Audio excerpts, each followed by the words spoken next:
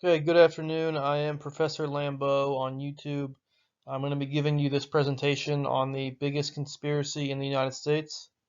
There are a few big ones out there, but of course, I'm talking about the biggest, most significant conspiracy theory there is. That conspiracy theory is called Big Milk. I think it's pretty well known now that Big Milk and the government are in bed together so they can both profit, but I'm going to give you this presentation anyway. What other got milk ads? If you're not from the United States, or if you've been living under a rock for the past 30 years, the got milk ads are like this. They are just posters of actors and actresses, musicians, and athletes with a milk mustache, typically with a tagline on them that says "Got Milk." And these were put into United States schools and libraries and other federal buildings to increase milk consumption across the United States, and it worked. And it's not stressing it to say that these were quite literally everywhere for decades. So what is Big Milk? The reason I wanted to do this video is because I saw this tweet, and I think it's pretty accurate. If you were born in the 90s or 2000s, or possibly even the late 80s, you were pretty much given milk for breakfast, lunch, and dinner.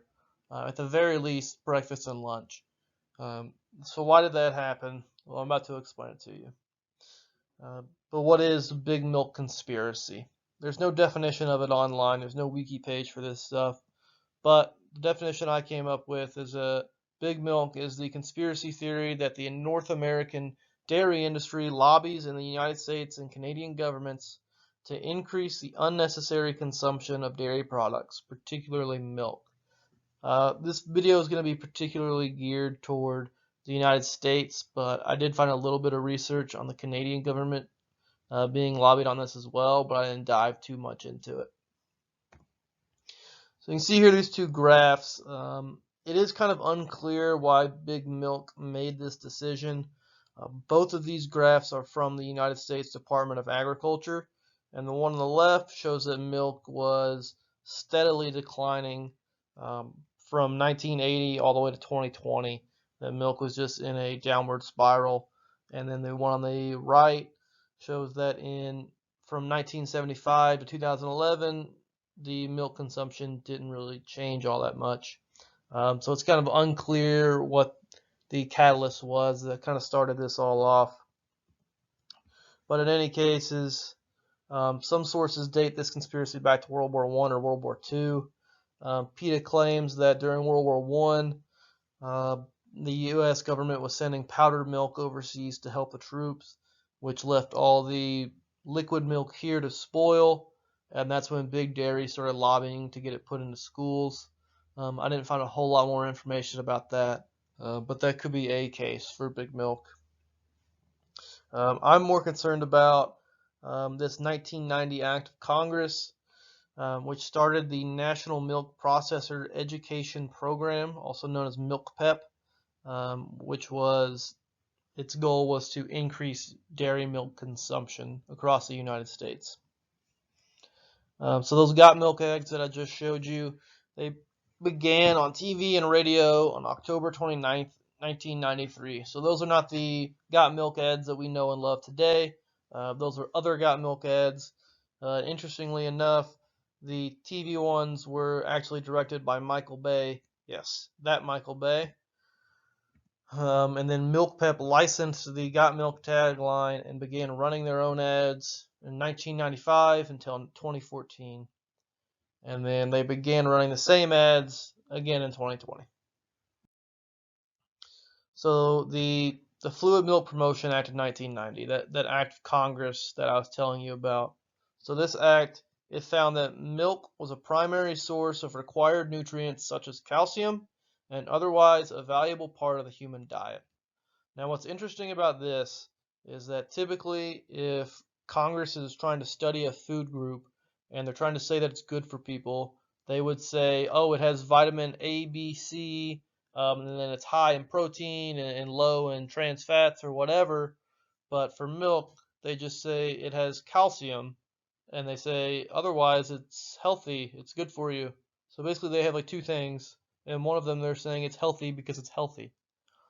In addition to that, Congress found that the cooperative development, financing, and implementation of a coordinated program of advertising and promotion of fluid milk products is necessary to maintain and expand markets for fluid milk products. So basically, what Congress found is that they needed to develop and pay for an advertising campaign so that milk could continue to be in business. And that was it. Like, there was really no other benefit for Congress other than the money that they took from Big Milk. So, the United States Department of Agriculture set up MilkPEP.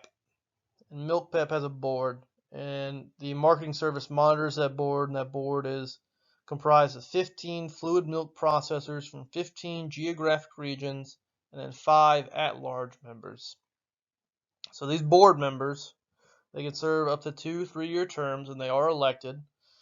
And these fluid milk processors and other interested parties, which it does not explain what those interested parties are, may submit nominations for positions on the board for their region. So this is actually kind of a big deal to get on this board, evidently. And they do elect people every 3 years.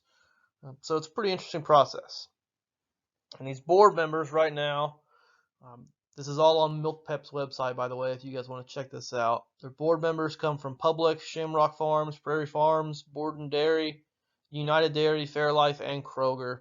That's just a handful. Those are just the names that I recognized. The rest are all big dairy people. If you're looking for more information on this, or you're not sure that this is all really believable, trust me, U.S. lawmakers receive a lot of support from the dairy industry. If you want to check out opensecrets.org, this is a screenshot that I got of it. You can see in the top right here, this is the dairy industry. And then the bottom left over here, you can see that Congress has received about $2.5 million from the dairy industry. So not surprising at all there. And that's what's kind of pushing Congress to push milk in our schools. In addition, the U.S. Government Accountability Office decided that these programs, such as MilkPEP, these programs are funded by a fraction of the sale of each unit of a commodity, and are led by boards consisting of industry members, like I just told you. So that funded by a fraction of the sale basically means the more milk they sell, the more money they get to advertise milk. So basically what their business should be doing, but it's funneled through the United States government, and they get tax breaks and they get money from the government. So that's cool. Moving forward, the U.S. Department of Agriculture also started recommending that everyone get 2 to 3 cups of dairy every single day. And everyone gets 2 to 3 cups of dairy every single day. You can look it up. It's not just kids or toddlers or adults. Everyone, bare minimum, 2 cups. Most people, 3 cups of milk every single day. Moving forward, they do say that milk provides vitamin D and calcium, which helps maintain strong bones.